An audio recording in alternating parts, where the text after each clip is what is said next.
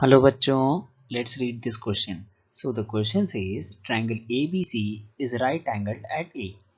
The point P and Q are on hypotenuse BC such that BP is equal to PQ is equal to QC. If EP is equals to 3 and AQ is equals to 4, then the length of BC is equals to what?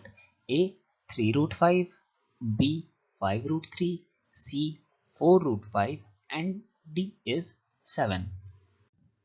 तो बच्चों यहाँ हमें दिया हुआ है एक triangle ABC जो कि राइट एंगल है A पे. इट मीन्स यहाँ एंगल A, ये हमारा B और ये हमारा C.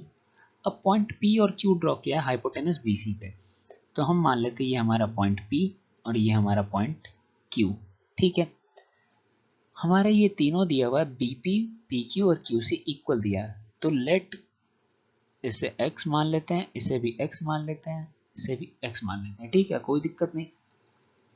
AP दिया है 3, ठीक है, ये हमारा 3 है.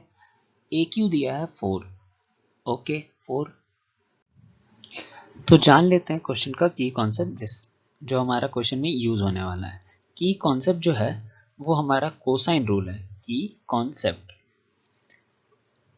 Concept is cosine rule. Cosine rule में बेसिकली फॉर्मूला है हमारा, तो कॉस ए क्या होगा कोसाइन रूल के according? B square plus C square minus of A square by 2bc. अब ये आया कहाँ से, तो ये भी जान लेते हैं. जो हमारा कैपिटल एंगल ए है उसके सामने वाले साइड को हम बोलते हैं स्मॉल ए. जो हमारा कैपिटल एंगल सी है उसके अपोजिट वाले साइड को सी, और जो कैपिटल एंगल बी है उसके सामने वाले साइड को हम क्या बोलते हैं? Small B. तो हमारा कोसाइन रूल के अकॉर्डिंग कॉस ए हो गया क्या? B square plus C square minus A square by 2bc. Learn करने का इजी वे है, जो ए लिखा है उसको हम क्या करेंगे? नेगेटिव में रखेंगे, बाकी तो इजीली लर्न हो जाएगा. सिमिलरली हम अदर फॉर्मूला भी लिख सकते हैं. ठीक है, बढ़ते हैं क्वेश्चन की तरफ. तो अगर देखें ट्रायंगल ए बी सी में, in triangle A B C, तो हमारा कॉस सी क्या होगा? Cos C base upon hypotenuse. Base upon hypotenuse हमारा 3x है ना, ठीक है. और हमारा कॉस बी उस अकॉर्डिंग क्या होगा? कॉस बी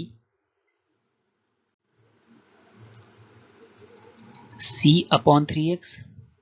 यहां हम b को ac भी बोल सकते हैं, ac अपॉन 3x, और इसे हम क्या बोल सकते हैं? ab upon 3x. कोई प्रॉब्लम नहीं यहां तक तो? हाँ, कोई प्रॉब्लम नहीं. अब बढ़ते हैं in triangle A Q C में. In triangle A Q C में तो कॉस सी क्या होगा? कोसाइन रूल के अकॉर्डिंग कॉस सी हम क्या लिख सकते हैं? जैसे हमने ए के सामने वाले साइड को छोड़ दिया, वैसे ही हम सी वाले सामने साइड को क्या करेंगे? छोड़ देंगे, अदर टू साइड्स को ऐड कर देंगे. तो हम लिखेंगे ए सी स्क्वायर प्लस, ये स्क्वायर है इसे अच्छे से लिख लेते हैं, A C square plus x square minus of A Q square divided by 2acx. है ना, कोई प्रॉब्लम नहीं. और इसे हम क्रॉस मल्टीप्लाई कर लें तो cos c into 2acx is equals to A C square plus x square. A Q का हमें दिया हुआ है, कितना दिया हुआ है? 4 दिया हुआ है, तो हम इसे लिख सकते हैं 4 का square that is 16. cos c की वैल्यू क्या हमें पता है? ए सी अपॉन 3x. यहाँ हमारा x, यहाँ हमारा 2 और ये ए सी. ठीक है, तो ये आ गया हमारा ए C square plus x square, ये हमारा स्क्वायर है माइनस ऑफ 16. ठीक है, यहां से एक्स एक्स कैंसिल हो जाने वाला है, ए सी स्क्वायर हो जाएगा, आएगा क्या? 2ac square by 3 minus of A C square is equals to x square minus 16.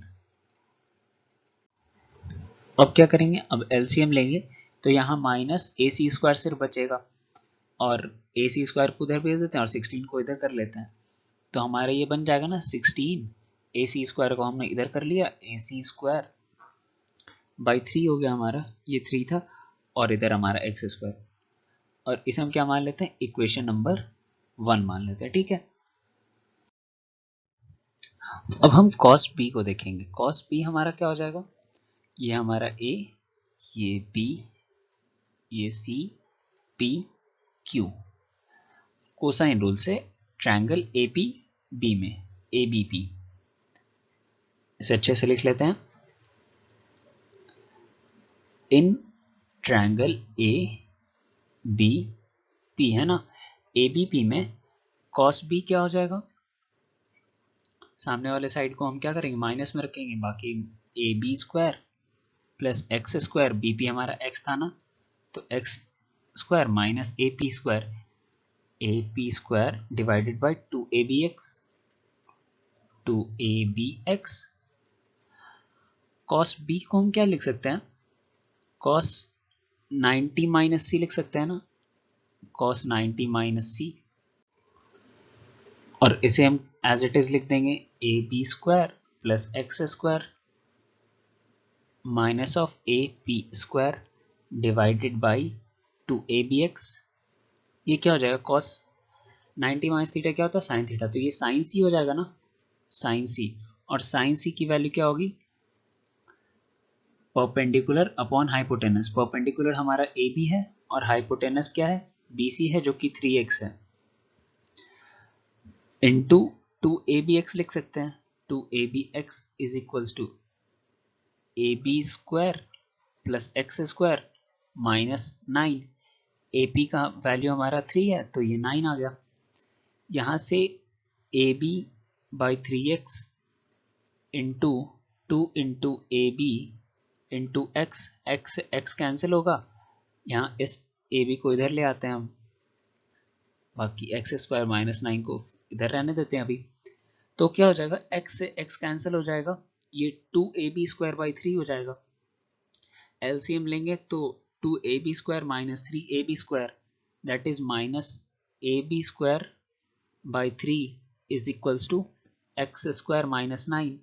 9 को इधर लाते हैं, AB को उधर भेज देते हैं, तो हमारा क्या हो जाएगा, 9 is equals to AB square by 3 plus x square हो जाएगा।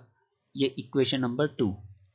अब ये राइट एंगल ट्रायंगल है, तो राइट एंगल ट्रायंगल में क्या होता है, BC स्क्वायर जो होगा वो किसके इक्वल होगा, AB square plus AC square के इक्वल होगा। ठीक है, हम क्या करते हैं, इक्वेशन नंबर 1 और 2 को ऐड कर देते हैं, एडिंग 1 एंड 2। इक्वेशन 1 और 2 को ऐड कर देंगे तो क्या मिलेगा हमें,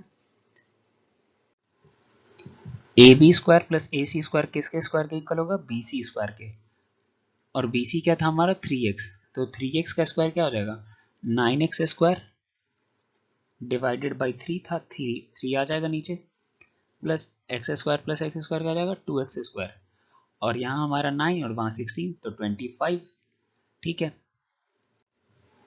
यहाँ से एलसीएम लेकर सॉल्व करेंगे तो कितना आ जाएगा, 9x square by 3 plus 2x square is equals to 25, तो ये हमारा आ जाएगा 15x square is equals to 75, x square is equals to 75 by 15 है ना, x square is equals to 75 by 15 which is x square is equals to 5, x is equals to root 5।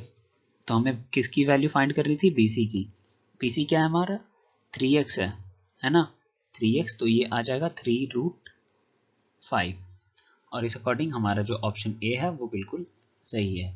So the final answer of this question is BC is equals to 3x is equals to 3 root 5, and we have got this answer by using our key concept of sine rule. According to sine rule, we can find the formula of cos A, cos B, cos C. I hope you understood it well. Thank you. Best of luck.